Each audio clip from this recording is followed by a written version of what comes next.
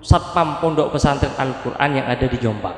Awalnya nikah pensiun sebagai tentara, tabarukan ke pondok pesantren Al-Quran. Akhirnya izinin sareng keluargana, izinin beliau akhirnya jadi satpam di pondok pesantren Al-Quran.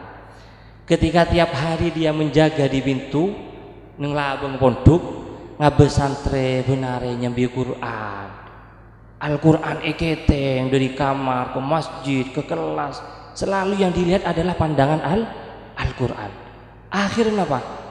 Di suatu saat oleh setahun jadi satpam, bapak nikah terong apalagi Al-Quran.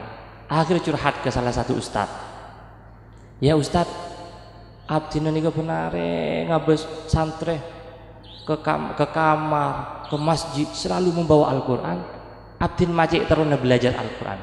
Padahal himmah pertama bukan untuk menghafal, tapi ingin belajar Al-Quran. Subhanallah, curhat ke ustad nikah siap untuk mendidik satpamnya, bapak satpam. Akhirnya apa? Didiklah, belajar membaca sampai menghatamkan Al-Quran. Bin Nazar, hatam bin Nazar, dibaca berulang-ulang. Akhirnya apa? Terong apalagi ayat-ayat pendek. Belajarlah menghafalkan juz 30. Selesai juz 30, lanjut juz 29, lanjut juz 28. Kenapa kita kalau anak-anak kita itu dihafalkan surat 2 An-Nas? Karena surat-surat pendek itu gampang dihafal, dan ketika anak itu mudah dihafal maka dia akan semangat lagi untuk menghafalkan selanjutnya.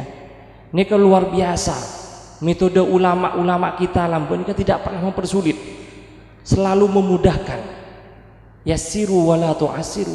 Sebenarnya Rasulullah pegempang cek mempersulit.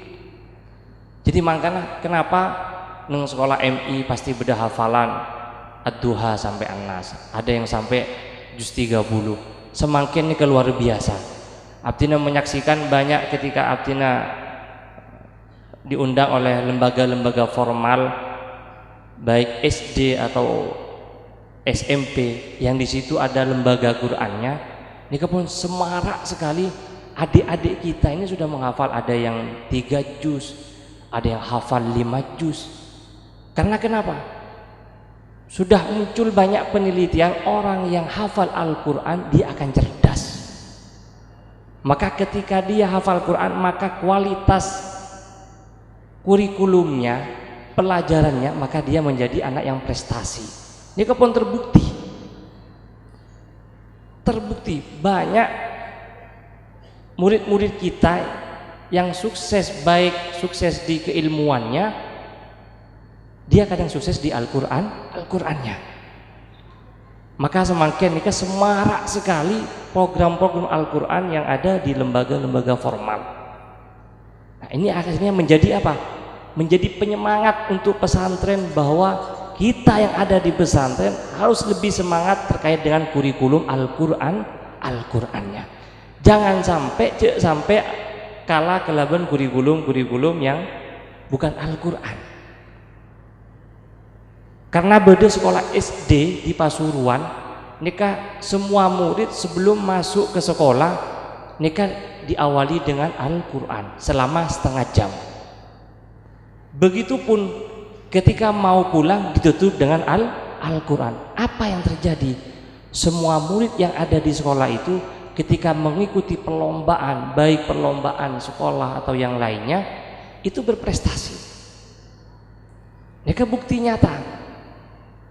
Jadi panjenengan tak salah, nyabuk putra putri pondok Ar-Rafi'iyah di sini sudah diberikan kurikulum Al-Quran, sudah nyampe hafal juz 35 juz, padahal wisuda kedua. Ini termasuk dalam jangka setahun sudah bisa mencapai target yang luar biasa,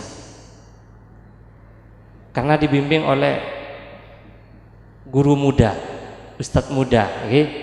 Ustadznya muda jadi energik. Jadi bek santak juga ngadepin anak-anak nih kan. Mun pas iblis sesepo saya ngajarin dut muda teh nih bek anu on lawan jalannya.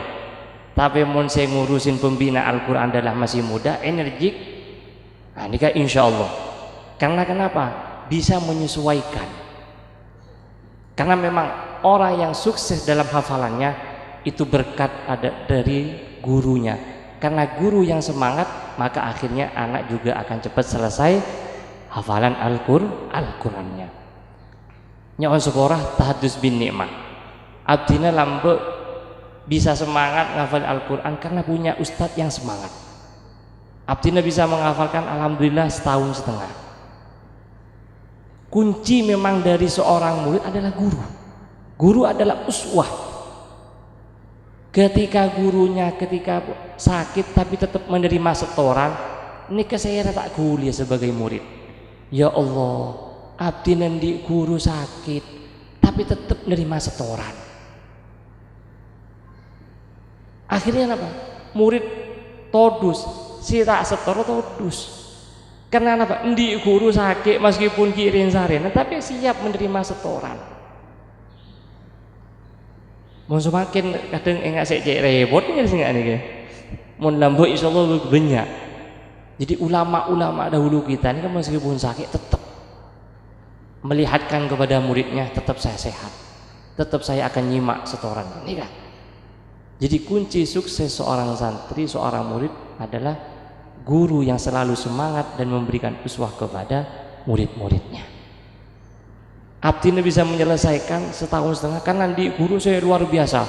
Pagi setoran, sore setoran, malam setoran. Pokoknya kebut kan.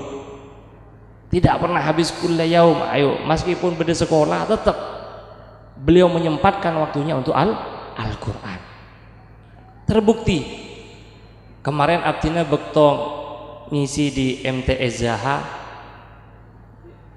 yang kepala sekolahnya non boy. Luar biasa, ternyata Abdina menanyakan bagaimana program Qur'annya ketika di pesantrennya pun digembleng Al-Qur'annya. Tapi alhamdulillah kemarin MTS pun sudah ada yang hafal 15 juz. Jadi memang kalau kurikulum Al-Qur'an diprioritaskan, maka akan terwujud apa yang menjadi cita-cita pesantren.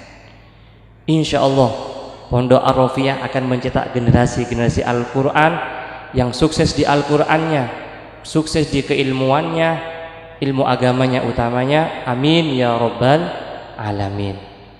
Moga-moga saja kita yang hadir di tempat ini mendapatkan barokah dari Al-Qur'an. Kelak kita bersama Al-Qur'an di surganya Allah. Kita semuanya menjadi orang yang ahlul Qur'an, orang yang selalu cinta kepada Al-Qur'an. Dan anak-anak kita semua menjadi ahlul Qur'an, menjadi anak yang soleh dan solehah, yang selalu membaca Al-Qur'an dan mengamalkan isi Al-Qur'an, dan selalu mengamalkan isi-isi Al-Qur'an dan berakhlakul Qur'an. Amin ya rabbal alamin. Dan semoga pondok pesantren Ar-Rofiyah selalu diberi keberkahan oleh Allah Subhanahu wa taala, selalu dijaga oleh Allah Subhanahu wa taala, selalu diberi kemuliaan oleh Allah Subhanahu wa taala, sehingga para masyayikh yang ada di pondok selalu diberi kesehatan oleh Allah Subhanahu wa taala. Amin ya rabbal alamin. Mungkin nikah saus bisa abdina sampai akhir. Kurang lebih mohon maaf apabila ada kesalahan saya sampai akhir kula abdina. Kurang lebihnya mohon maaf. Wallahul muwaffiq ila aqwamit thoriq. Assalamualaikum warahmatullahi wabarakatuh. Bismillahirrahmanirrahim. Alhamdulillahirabbil alamin hamdan yuwafi ni'amahu kafi mazidah. Ya Rabbana lakal hamdu kama yanbaghi li jalali wa 'azimi sultanik.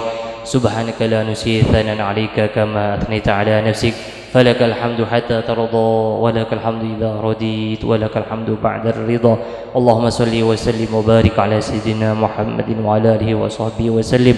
Allahumma inna nas'aluka bihaqqil Fatihah al-mu'azzamati wa sabil matani wal Qur'anil 'azim an taftaha lana bikulli khair, an taftaha lana bikulli khair, أن تفتح لنا بكل خير وأن تجعلنا من أهل الخير وأن تعاملنا معاملتك لأهل الخير وأن تحفظنا في أدياننا وأنفسنا وأهلنا وأولادنا وذرياتنا يا الله من كل محنة وفتنة وبؤس وضير إنك ولي كل خير ومؤتي لكل خير ومتفضل بكل خير إنك على كل شيء قدير اللهم ارحمنا بالقرآن اللهم ارحمنا بالقرآن اللهم ارحمنا بالقرآن واجعله لنا إماما ونورا وهدى ورحمة اللهم ذكرنا منه ما نسينا وعلمنا منه ما جهلنا وارزقنا تلاوته آناء الليل وأطراف النهار واجعله لنا حجة يا رب العالمين اللهم نوّر قلوبنا بتلاوة القرآن اللهم نوّر قلوبنا بتلاوة القرآن وزين أخلاقنا بالقرآن وأحسن أعمالنا بالقرآن وحققنا بالتقوى وسلام على المرسلين والحمد لله رب العالمين. سر الفاتحة.